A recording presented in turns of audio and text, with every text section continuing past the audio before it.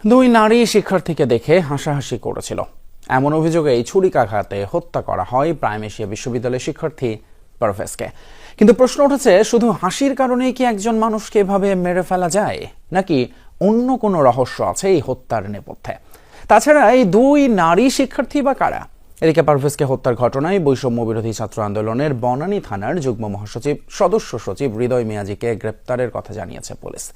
পারভেজ হত্যা নিয়ে বিভিন্ন প্রশ্নের উত্তর খুঁজেছেন সহকর্মী আশিক মাহমুদ, ছবি তুলেছেন নির্মল চন্দ্র। প্রাইম এশিয়া বিশ্ববিদ্যালয়ের শিক্ষার্থী জাহিদুল ইসলাম পারভেজ হত্যাকাণ্ডের সূত্রপাত এখান থেকেই। 19 এপ্রিল বিকেলে পরীক্ষা শেষে বনানীর একটি দোকানে বন্ধুদের সাথে আড্ডা দিচ্ছিলেন পারভেজ।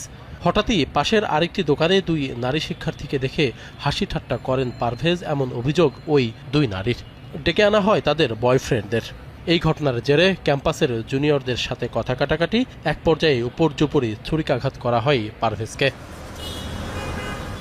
সেদিন ঠিক কী ঘটেছিল পারভেজের সাথে? সত্যিই কি তিনি ইফটিজিং করেছিলেন? সরেজমিনে এই ঘটনার দুজন প্রত্যক্ষদর্শীর সাথে কথা বলেছে যমুনার নিউজ টিম। উঠে এসেছে ঘটনার বিস্তারিত।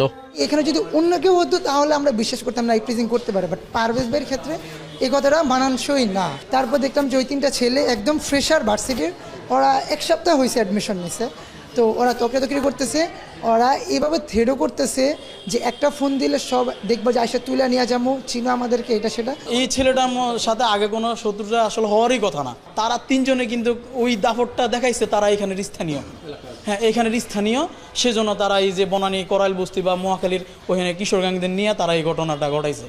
শিক্ষার্থীরা জানায়, পারভেজকে ছুরিকাঘাত করার আগে ভুল বুঝাবুঝির বিষয়টি মীমাংসা করে দিয়েছিল প্রাইম এশিয়া বিশ্ববিদ্যালয়ের প্রক্টোরিয়াল বডি।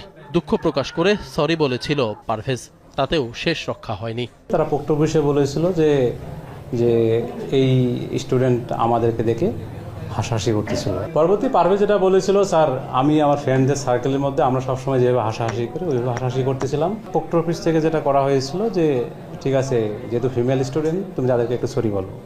সে সিনিয়র স্টুডেন্ট, আর তিনজন স্টুডেন্ট যারা ছিল আমাদের প্রাইম এশিয়া তারা ছিল জুনিয়র স্টুডেন্ট, তাদের সামনেই তাদেরকে সরি বলছে। সে বিষয়টা এখানে মীমাংসা হয়ে গিয়েছে, আসলে সেটেলড হয়ে গিয়েছিল। তো অনুসন্ধানকালে জানা গেছে ওই দুই নারী শিক্ষার্থী বনানীর ইউনিভার্সিটি অব স্কলার্সের শিক্ষার্থী।